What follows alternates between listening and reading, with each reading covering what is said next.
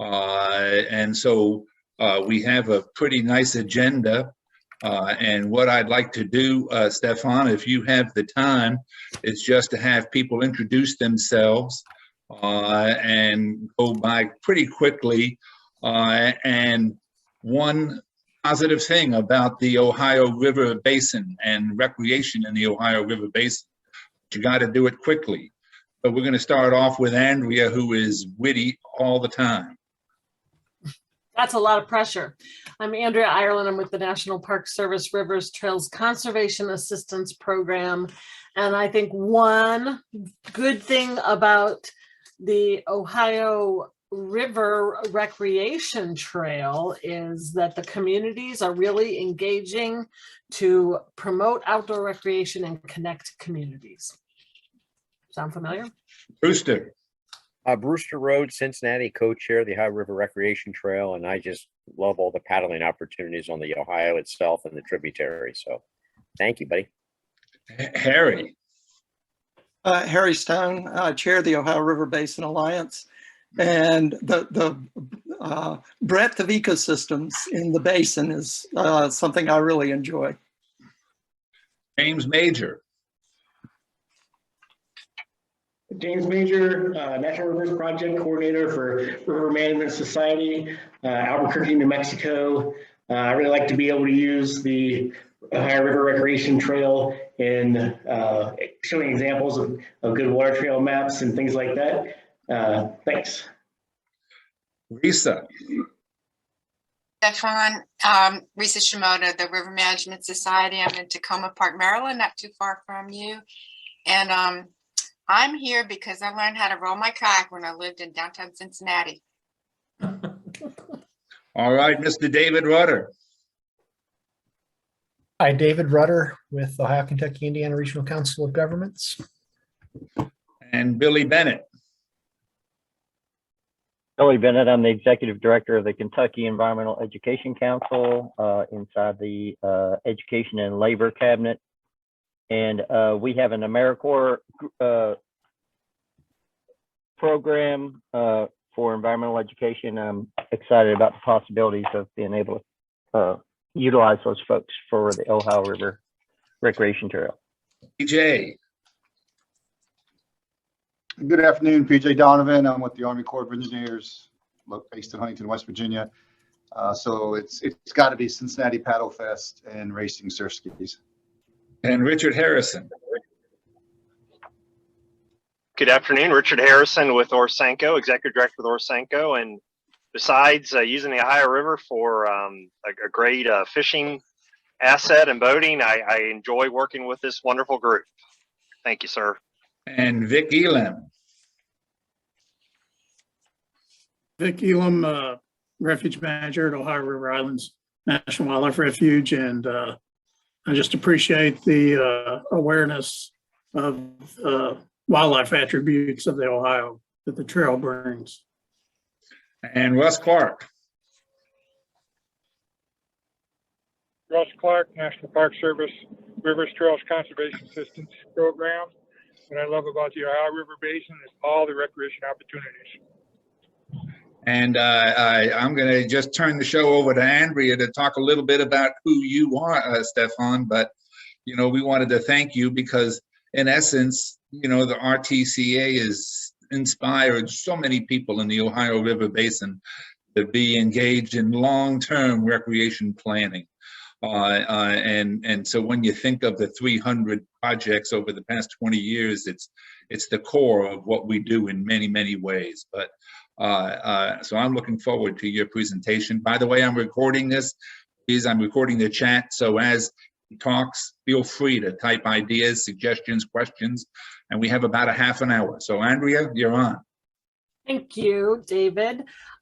So some of you may be familiar with the work that Russ Clark and I are doing on the Ohio River Recreation Trail, working with the many, many communities, doing the Rivertown reviews, doing some strategic planning, and really helping to move the project of the Ohio River Recreation Trail onto the next level. We're doing that work as a project of the Rivers Trails Conservation Assistance Program. And we extend the mission of the National Park Service. We support communities and do projects to extend outdoor recreation and conservation. And we do that all over the country. This happens to be a place where you have two RTCA people working on a collaborative project on the Ohio River Recreation Trail. And in fact, there are many RTCA projects throughout the entire Ohio River Basin that you're going to hear about. We have many projects of different kinds throughout the basin, and which, you know, the basin is quite extensive. If we thought that the Ohio River Recreation Trail was long and incorporated not only the river, but the riparian corridor and the connecting braiding network of trails, the Ohio River Basin is even bigger, as you will hear. And so here to talk about RTCA's bigger impact in the region is our national program leader, Stefan Nofield. He's based in DC, and I promised him that I would only say nice things about him. So Stefan, you're up. Thanks, and then thanks for inviting me, David. What I want to talk about today is, one, share some of the services that we do. Our program continues to change and evolve. We're moving from having a person in every state to bringing resources wherever they're needed around the country. And we're kind of moving in a new generation of how we're working. So I just want to share a couple things on that.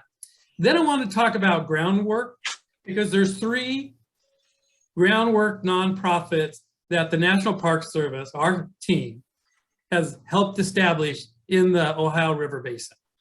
So I want to highlight who they are. And then I want to highlight a proposal that I put forward to the Assistant Secretary for Fish, Wildlife, and Parks, and how DOI, especially through the National Park Service and the Fish and Wildlife Service, should help leverage and invest into the Ohio River Basin Alliance. And I kind of modeled it after the work that we've done in the Chesapeake Bay area, and of course, many of you are familiar with the Great Lakes Initiative. And so I'm going to hit on that.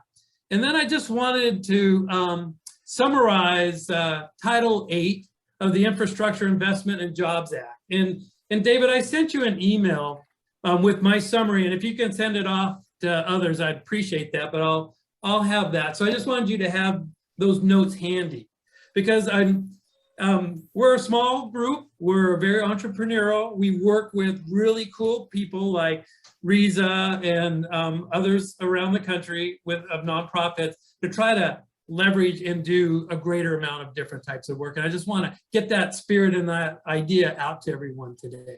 So to begin with, I'm going to share my screen, and I'm going to show you this cool publication that I also sent to David, so he can email that all to you.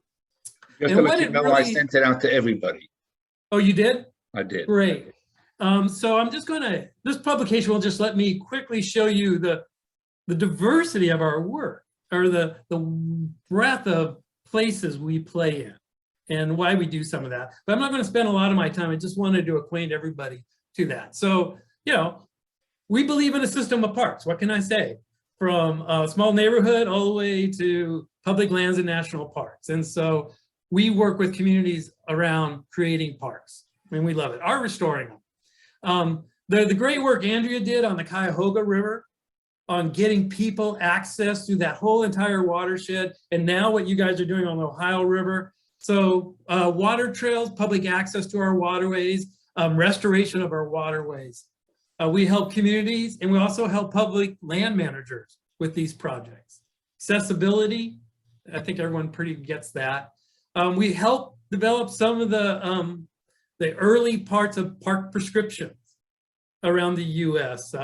Whatcom County, Washington, DC, places where we help collect a database of parks and recreation and open spaces, provide that to doctors, and they can use that in their treatment and prescribing healthy activities for their patients that are close to home.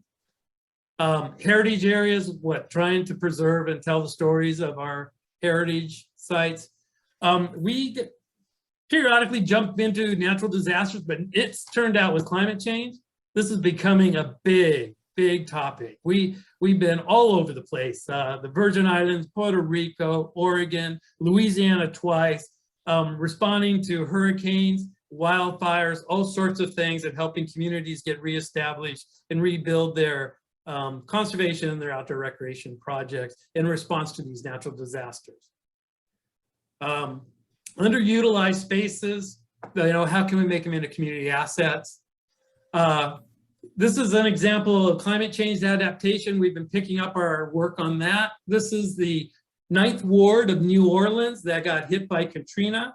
We took a 15-block area, built a park, and set up systems to drain the 9th Ward as quickly as we can, clean the water and put it back into the Mississippi on the other side of the wall there. So Stephen, just to let you know, the PowerPoint's not coming through. We still just see you. Oh, So gosh. you didn't I wish click you guys told another me. thing. Thanks, David. Let's try this one more time. Oh my gosh. It must be boring just listening to me. Not at all. This is my 4th Zoom meeting, and I've had lots of PowerPoints, so it's nice to see somebody else. So there we go. We see it now.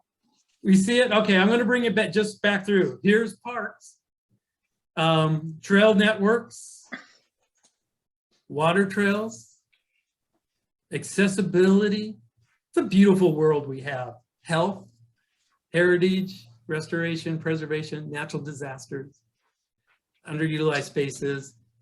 This is an example of that park in New Orleans that we helped establish to drain the city, treat the water and put it back into the Mississippi. This is one of Ross Clark's projects. Restoration of conservation of lands and waters. Restoring rivers. We just finished doing a couple projects in the state of Utah in restoring rivers back to their natural flows. We help fisheries get reestablished in Alaska. So I'll explain how we do this. It's very simple. But before I get to explaining that, collaboration services. We now are working on large landscapes like the Eastern Sierra Nevada, where we brought together 3 counties, national forests, 6 national parks, and a variety of communities, and got them all working together on conservation recreation projects. Organizational developments, we help develop nonprofits to care for the projects that we have helped them build over time. We do projects on helping national parks work on a larger landscape, as well as our state and federal land. We help those partners think about on a larger landscape how to preserve with other shared minds. And then we engage youth in developing particular programs for them or bringing them into our planning work. So those are just the key places of services we provide. But how we do that is we become conveners, facilitators, project managers in some cases, to bring in the technical expertise to help us make these projects happen. So we may not be engineers, but we can help facilitate conceptualizing designs, figuring out strategies and how to implement those, and then bring in the experts from design, construct, whatever, to do the work. So our role is to help communities and public land managers figure out what they're trying to do, make the vision a reality, what are the steps involved, how to get it funded, and then we let other expertise come in and help us with that kind of stuff. So we're kind of a generalist, I guess is the best way to talk about that. So that's what RTCA is in a nutshell. Any thoughts or questions about that before I go on to the next item? Okay, I'm going to stop sharing, but do take a look at this publication, and we provided you with examples of how we did this on various projects, and see if in your communities are we a good fit for some of the projects that your communities might have that contribute to the overall alliance work? Okay, so give me just a moment to figure out how to get rid of this.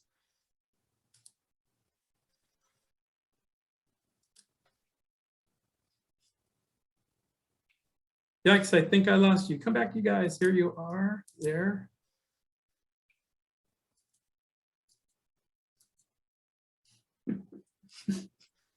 You're on the sorry, I'm just not infrastructure. that good with Zoom here. You're on the Infrastructure Investment and Jobs Act. Yes, I'm just trying to find your beautiful faces. On top, there should be an unshare, maybe a little red thing that says unshare. Oh, there we are, way up there. Thank you.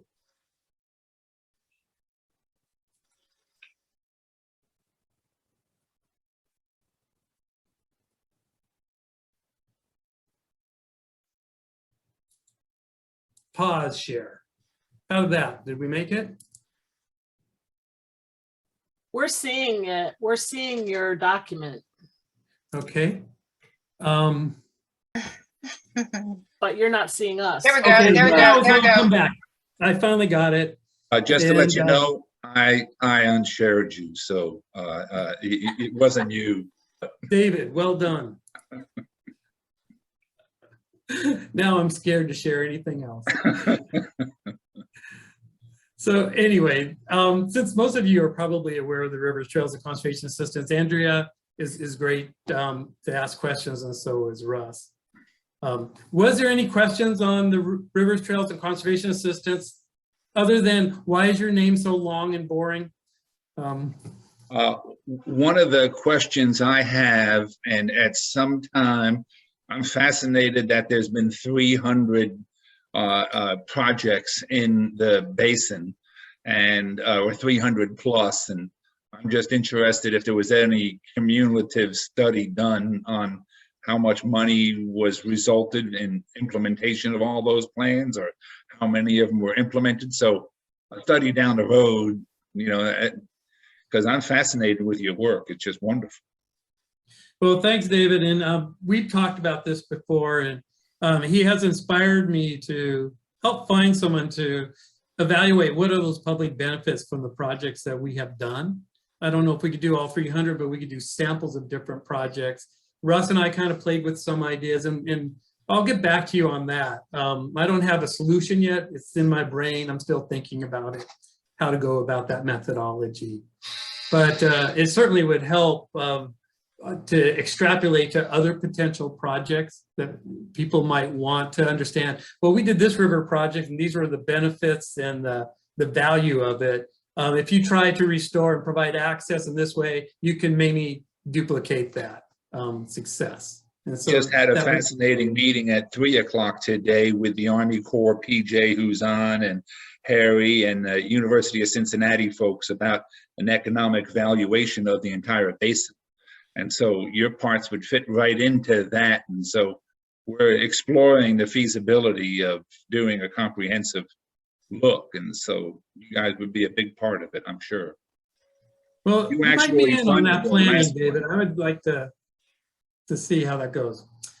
Okay, item 2, groundwork. So what happened about 15 years ago? Prince Charles started Groundwork UK. And we saw that model and studied it and brought it to the United States, working with our partners at the Brownfield office in EPA. And the beauty of all this is it's the RTCA staff that helped get these nonprofits up, and it's the EPA that gave us the money to get these nonprofits started up. And the whole idea was to focus on brownfields. And I noticed in your recent newsletter, you guys are focused on brownfields. And so this may be another concept to play with, is to apply for a couple more nonprofits to get built within the river basin that addresses brownfields areas. And this is why I wanted to bring it up. So far we've developed 22 of these nonprofits across the United States. Again, there's 3 of them in the basin. One is a new one, just started in 2021 in Erie, Pennsylvania, that I think Andrea helped us evolve and get going. We have the Ohio River Valley Groundwork based in Cincinnati. Right. Were you involved in that, Andrea? I was, and so was Brewster in a very substantial way. Brewster. Great, thank You're on you. mute. You're on mute, Brewster. Okay, it's going to say the executive director, Tanner Yes, who you may have had contact with. Andrea certainly has. First of all, was my intern years ago, and is on our board for the Ohio River Recreation Trail. Great. And he's wonderful, just amazing. I believe that. And then this is another fairly recent one in Indianapolis, Indiana. So what's the purpose of these groundwork programs? It's to focus on areas that are underserved by access to open space, conservation areas, parks, or outdoor recreation opportunities. And what's great about them is they're an extension of our work. So we can establish these groups, nurture them, and they'll continuously work within this underserved area over time. And so I just wanted to highlight, if you're looking at more work on brownfields or on blighted lands and waters, we can help facilitate the evolution of another one. We do about 1 or 2 a year. We try to start up. And there's a whole application process. So that's kind of the short of the groundwork nonprofits that extends the services that our TCA provides. Okay, my third thing is I worked for the Assistant Secretary in the for Fish, Wildlife, and Park in the Obama administration. So I learned what that office should do. And if you can imagine, over time, administrations change. What that office ends up doing varies. And right now, in my mind, they're kind of at a loss of what they want to do. And so they ask for some ideas of what would be the role of the Assistant Secretary. And I believe one of the roles is to help lead national parks and fish and wildlife in helping align resources in the Ohio River Basin. Perhaps each year when you have your goal setting, invite the Assistant Secretary to participate so that it's on the radar, because we have parks and we have wildlife refuge throughout the area. So there are some leveraging there. We have a variety of programs like the River Trails and Conservation Assistance or Groundwork that we can help align. And there's a variety of other programs that you don't even know about that we could help bring to bear, in addition to advocacy. So as you nurture your congressional delegation and your caucus on the Ohio River Group, same kind of approach I think should happen with the Secretary or the Assistant Secretary of the Department of Interior. You have great partners. Working with the Corps of Engineers is awesome. And I've read their plan and their vision for the Ohio River Basin, and it's really spot on that we can help contribute to that. The Tennessee Valley Authority, the other federal partners whose names I'm forgetting at this moment. I think Department of Interior can be a good mix with that group. Who is the to help the conservation? Yeah, Brewster? I'm sorry, what's the name of the Assistant Secretary you're referring to? Do you remember the name of that Lost your person? audio. Yeah, Brewster, it's the Assistant Secretary for Fish, Wildlife, and Parks, Shannon Risa, can you say her last name? I forgot how to say it correctly. Estevez. Yeah, she's from Key West. Great. So, but it's not only her, it's her staff that we want to engage, who can help make things happen. And one of the beautiful things of working with politicals, they have to get a lot done in a very short amount of time. And so they're a great group to work with in trying to achieve stuff. They're pushy as all hell, but they only have 4 years to make things happen.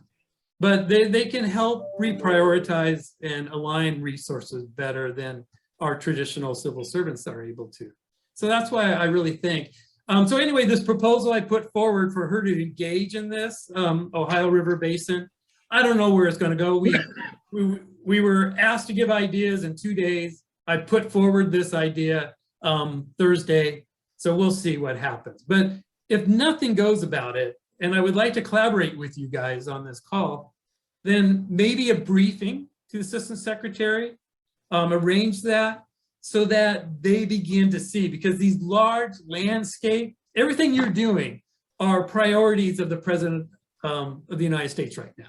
It's protecting lands and waters across the country, 30% of America's lands and waters by 2030. So you guys are doing that. It's improving the water quality. It's addressing mines that are going on. It's addressing brownfields and blighted lands. So all the things the basin's doing are all what the president is trying to achieve, and the secretary is responsible to help carry out those policies on that. So that's why I think this is a really cool niche that I would be happy to help try to grow.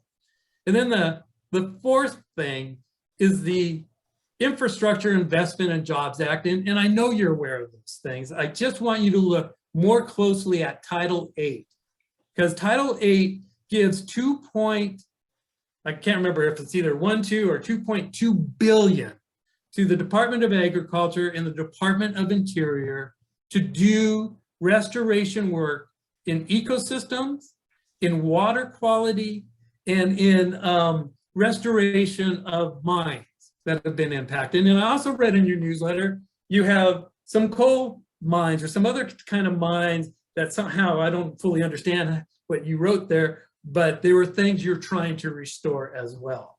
And so I think these things can happen. You should find 10 different funding areas in that summary that David Wicks sent out to you. And I bolded which ones are only on federal lands and which ones can go to non-federal lands. And if you have to look carefully in each of those 10 sections that I gave you, because sometimes there's a match and sometimes there isn't. So if you're addressing invasive species, there's no match. There's funds to help control invasive species. So take a look at each of those. I wasn't going to use the time today to go through those, but I made it as clear as I can. And the challenge with that funding is to figure out how they're going to get the money out the door. And I know from conversations I'm having in Washington, they haven't figured out how to move those dollars yet. And the one last thought, so I offer up my help to try to keep tracking down how those dollars are, where are they, and how you can access those dollars. Because again, the beauty of an alliance is you're all collaborating and figuring things out that somewhere between the different, 100 and how many organizations you have in your alliance? Members, something over 500. Oh, okay. You should be able to collaborate enough group to figure out and break this wall down. But the question is, where's the money? That's what you just have to figure out. And I want to help find out where those dollars are to make them available for these kind of projects. Again, 2.12 billion for Department of Agriculture and Interior. So you leverage that on top of what was in the infrastructure bill for Army Corps of Engineers, TVA, and others. You know, there's a huge amount of dollars out there that we have to capture those dollars in the next 2 or 3 years, because we don't know when this opportunity is going to occur again.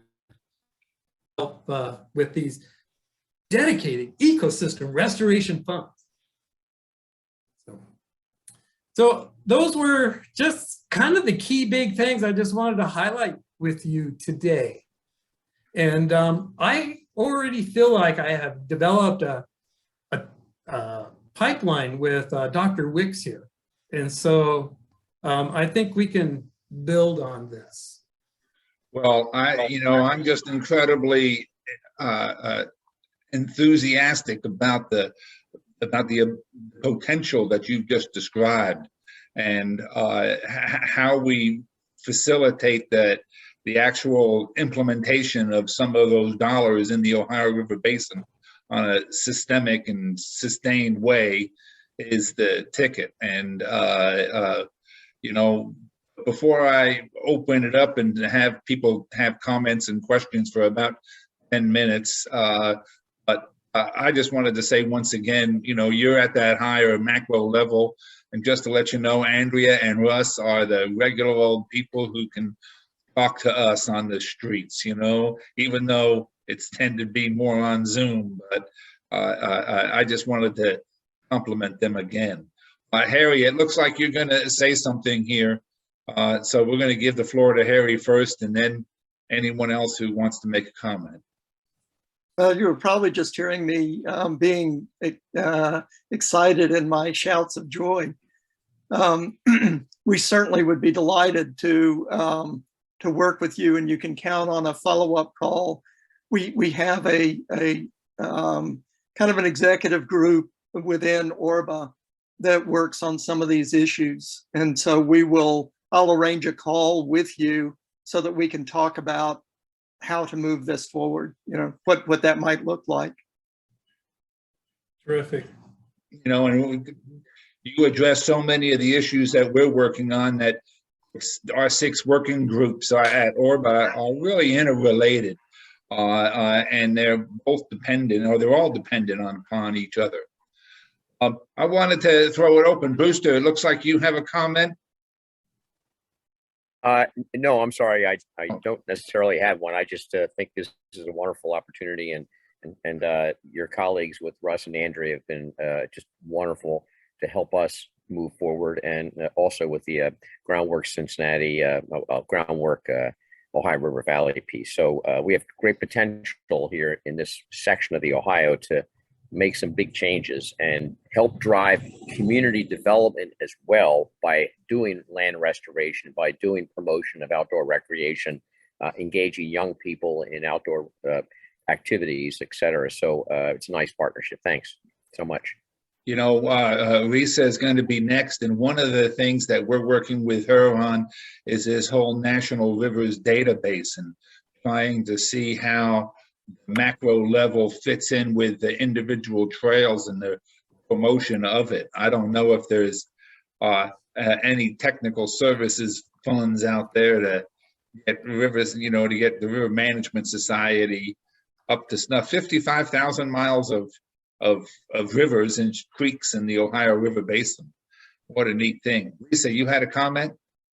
Yeah, good memory, David. Well, the National River Recreation Database and the National Rivers Project would not exist were it not for the Park Service and RTCA.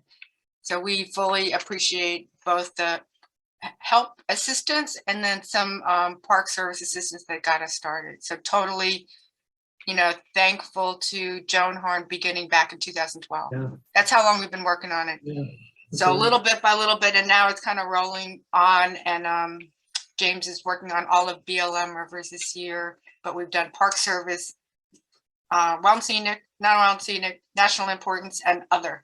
So we've done it like in pieces over the years, so really appreciative of it. So my question about the infrastructure funding, getting into the weeds a tiny bit, but not too technical, is that Vic, thanks to Vic, we met, and I wasn't able to stand for the whole time for the whole group, but we met with FLAP folks, Department of Transportation. Yeah. And after that, we were kind of inspired and depressed because we know more about the project, and it was, there's a proponent, a fellow who was encouraging us to continue a dialogue because of the nature of this cool project. And we were talking specifically about building the digital guide for the whole basin, 55,000 miles. So on one hand, there was encouragement for this cool project, and on the other side was you got to do it by state. So that means we essentially have 14 states. You have to apply 14 times on 14 different time frames, and maybe over the course of time, you might be able to piece it together. So it was that the concept of doing that was exhausting. Yeah. So so the question was, do you have any thoughts about that and how to approach that? Because they did have an approach, but it was exhausting. And how much, I know not like a specific percentage, but roughly how much of the infrastructure funding is going to be available only state by state versus a chunk, if that's even, you know what I mean? Right. You know, Risa, the Ohio Riverway tried to apply for ARPA funding, and we were very much encouraged to have a regional approach. And when it came down to it, it was separate state applications and the same deal, and trying to, you know, it was just, you know, people are encouraging regional approaches, but the bureaucracy hasn't kept up. Yeah. And then So, I just want to mention one other thing, and this is different, but since PJ was on here, this is maybe too big of an initiative, but at the River Management Society, we thought about approaching river work, if you will, the way American rivers changed to about 6 or 7 years ago. And that is they focus all their work by watershed. They define all of their projects and their work by watershed, not by states. I mean, states are involved, but it makes so much sense. So we have maps that like the Wahi ends at the end of Idaho. It just ends there because the guy in Oregon hasn't gotten there yet. You know?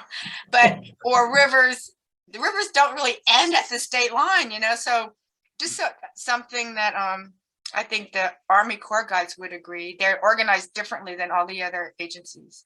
Everybody else is just state by state.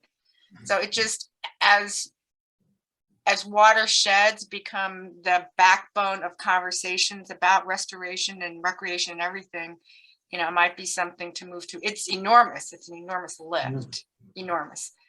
Like we've thought about reorganizing RMS by watershed, and it's so big, everyone wants to just step in a drawer and talk about later. But just something to think about. But the main thing for this conversation is any advice on the, we like regions and we support it, but you have to do it by state. And that's like Chinese water torture to really affect change. Because our models are the Chesapeake and the Great Lakes, like you mentioned at the very beginning. Well, you were talking about the transportation section of the infrastructure bill, which is totally different than the section I was highlighting, which is the Title 8 section on natural resources, infrastructure, and ecosystem restoration. So, and even within what I just described, that section, there's 10 different funding sources and ways of funding. So I have to go back and study that section. Sure, I don't think they're going to be watershed oriented, but I do believe that restoration of rivers, it may not be entire rivers, but portions of rivers could occur and I'm going to risk saying this, aren't state boundaries, because these monies aren't going to the state. Well, so maybe this will help. And at the risk of screwing this up again, I'm going to share something. Okay, I hope you're seeing some highlighted yellow. Not yet. Not yet. Oh, it's coming. Yep. Okay, so funding number one, again, here we can figure out how to do that. $300 million for ecological health on federal and tribal lands. Okay, and this is how it's broken down: 50 million to interior, 150 to ag. And then they're coming up with a working capital fund, which I don't know what that is, and I need to research that. Two, $200 million as part of the Good Neighbor Agreement that was in the Agriculture Act of 2014 to fund state and tribal restoration projects. Three, $400,000 to purchase and process byproducts of ecosystem restoration products. 400,000 grants to state and tribes, or 400 million to state and tribes for the purpose of ecosystem restoration projects on private and public lands. So it's a weird thing to see this. It's so cool that they're being a little more broad. So it's just, the question is when they come down with the rules to spend this money, what are they? Another grant to states and tribes, 50 million out of agriculture to help purchase equipment that you need to help do restoration work like bridge maps, skidder bridges, and other water crossings to minimize stream bed disturbances. Number 6, grants for invasive species to non-federal and federal, $200 million.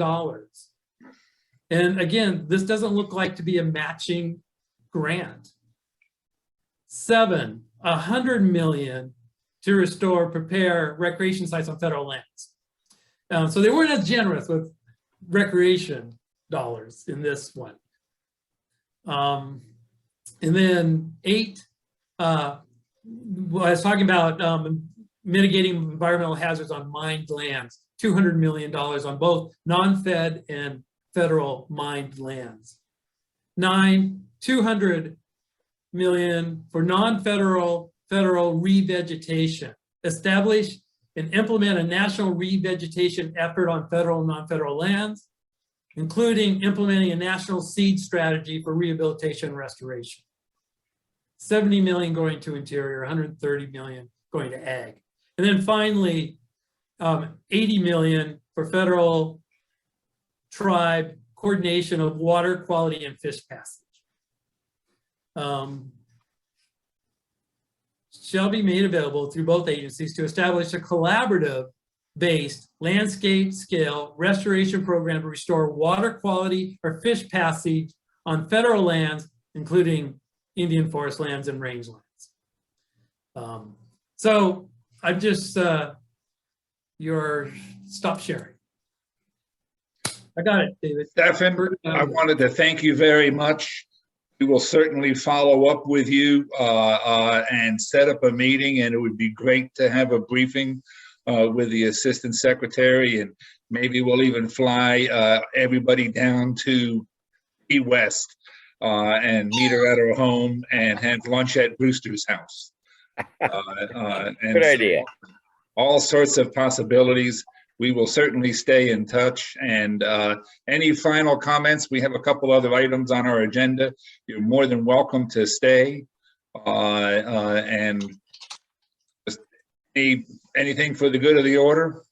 Yeah, well, just to close, I know you've already experienced this with Russ and Andrea.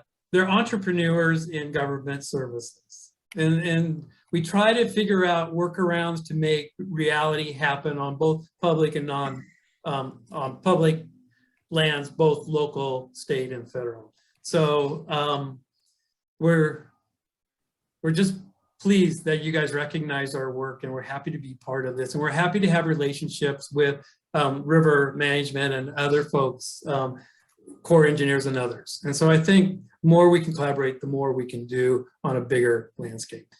Thanks, everyone. What a pleasure to meet you. I hope to see you again. Take care. You know, so before you leave, Stefan, maybe Harry, we should apply. March 1st is the deadline, and we could get some of Stefan's time to help us think through this whole process. And we can, or we can apply for an RTCA grant. We'll figure out how to make that happen. Are you Thank you, accepting guys. applications now, Stefan? Till March 1st. March 1st. Bye now. Have a good afternoon. Bye-bye. All right. Risa, you're on now to talk a little bit about June, National Rivers Month, and our progress to influence 40 congressmen. Well, we established, I guess, just because nobody said you can't do this, the concept of hosting a number, and we'll talk about how big the number is, a number of floats on navigable water, on floatable water in the basin, with the goal, mainly it's an outreach effort. The goal is to raise awareness or to establish awareness of the breadth of geography that's covered by the basin.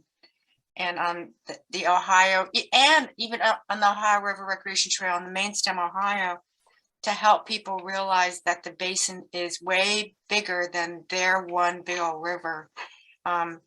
Because if there's a barrier to everything it was awesome to hear Stefan talking about this being a great project. But if there's a barrier to it in the basin, it's that people don't know they're in the basin.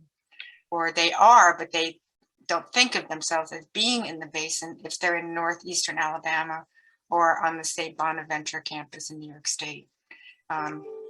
Or western, in my state, in the hills of Maryland on the middle Youghiogheny River. They just don't know it. So the idea is to do a few floats, and we have kind of a template for and with the goal, and this came out of one of our meetings where some wise person says, well, if you want to make some change, we have to get to our Congress people.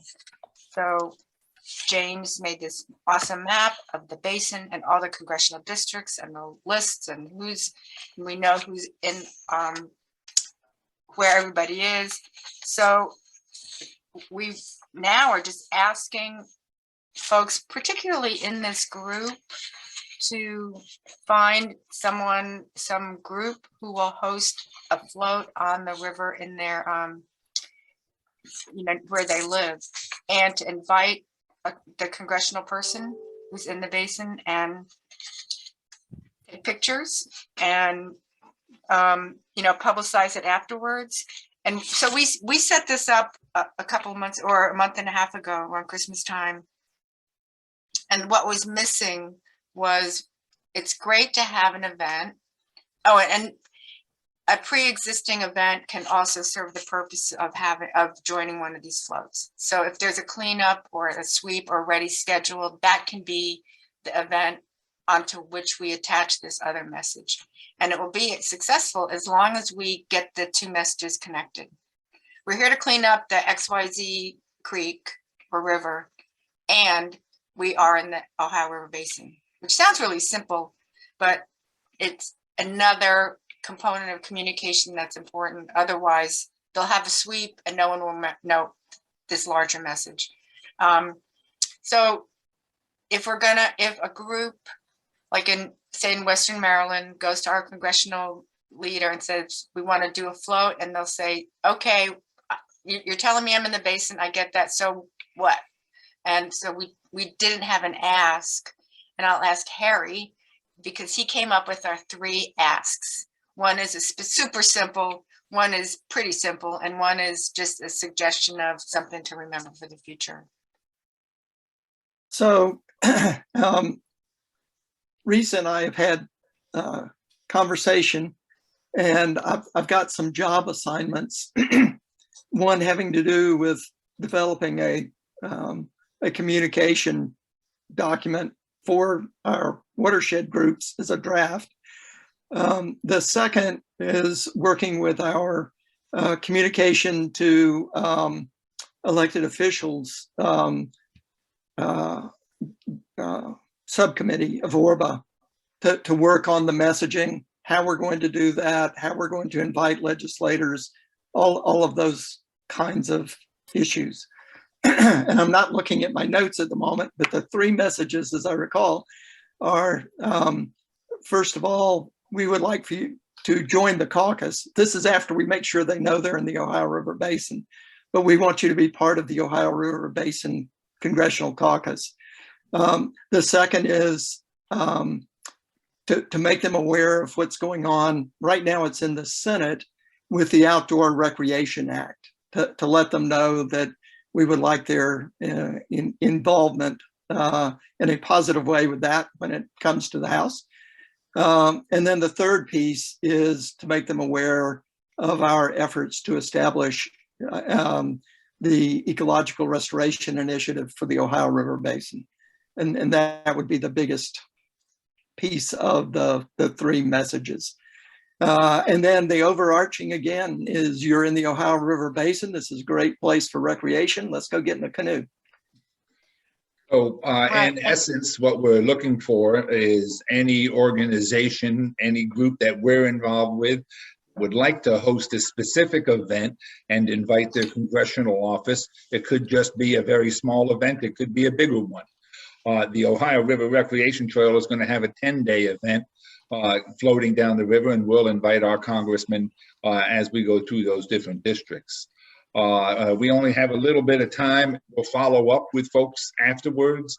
We hopefully will be working with Mr. King in West Virginia to sort of establish a registration sort of who's going to do what float.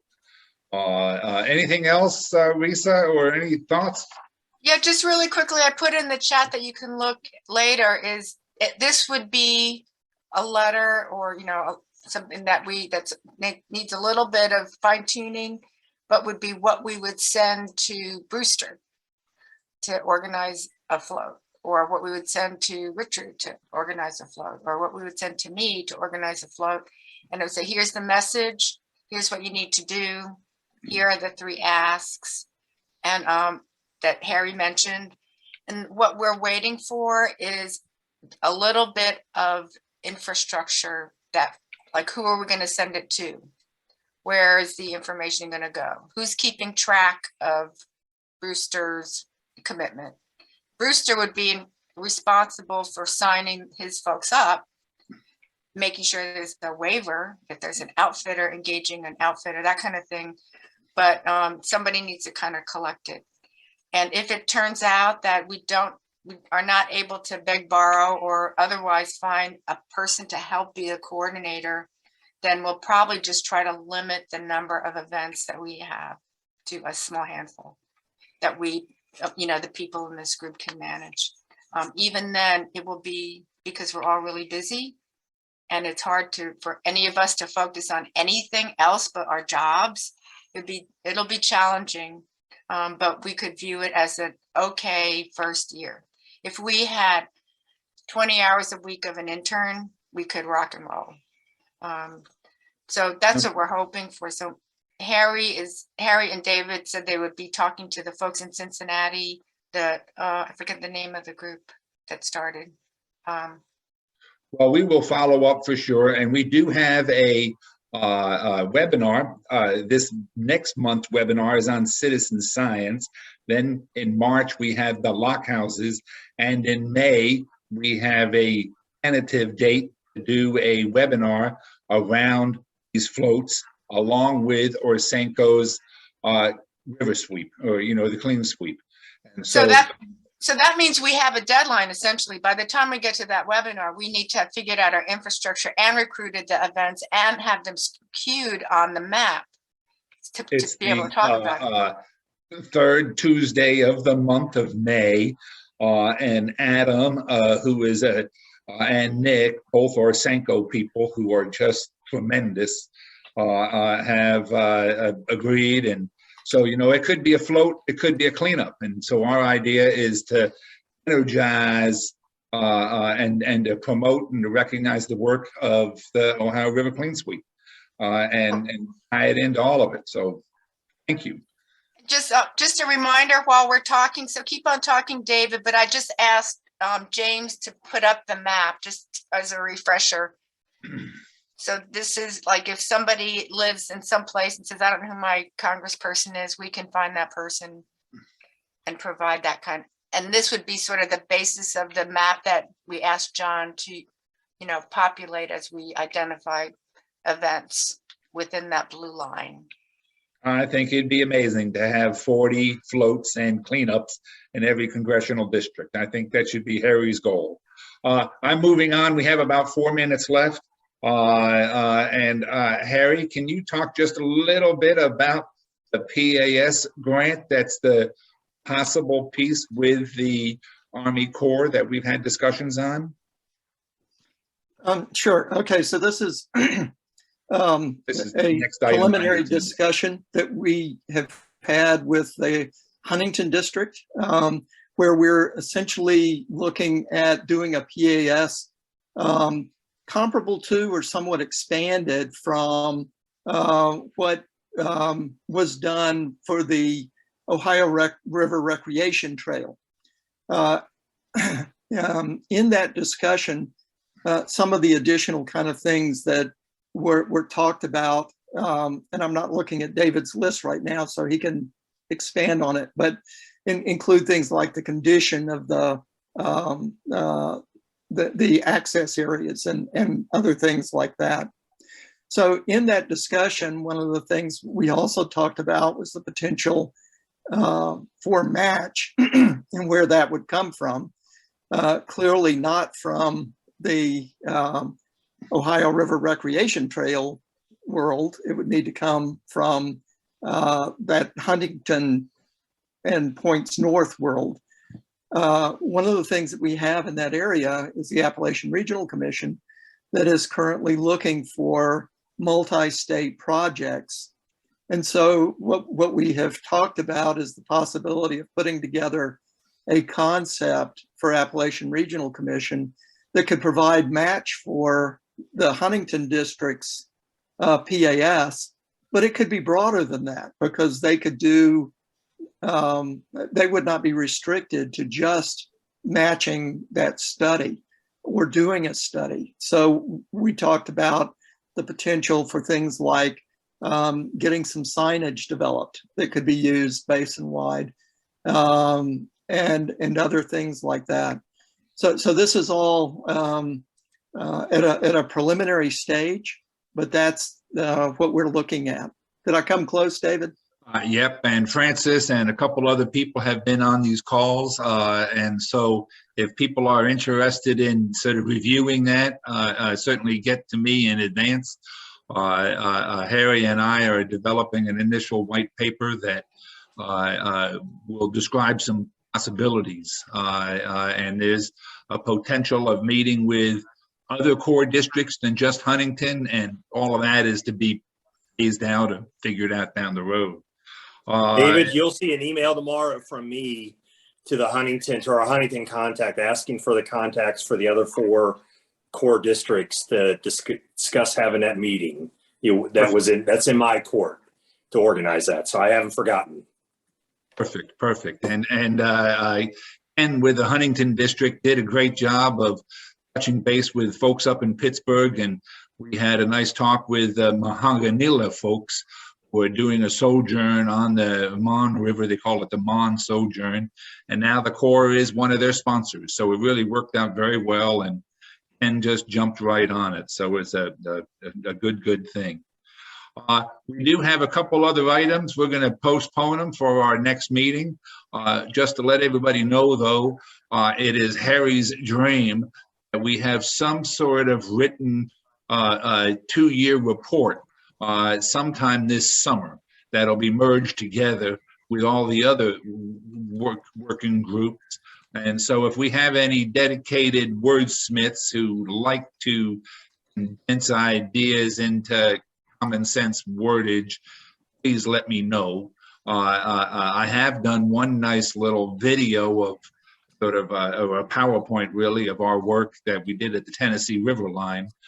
So we're collecting that stuff, but if there are any grammarians out there, please let me know. The next normal meeting date is the 22nd at 4 p.m. And I hate to do this, but it's 4:59. And I just wanted to thank Risa. It looks like you have something you want to say. Nope. Anything else? Thank you all for attending, and just looking forward to working with everybody. Anything else for the good of the order? Good luck through Storm Landon that's coming through. Winter Storm Landon. See everyone. Yeah. Bye.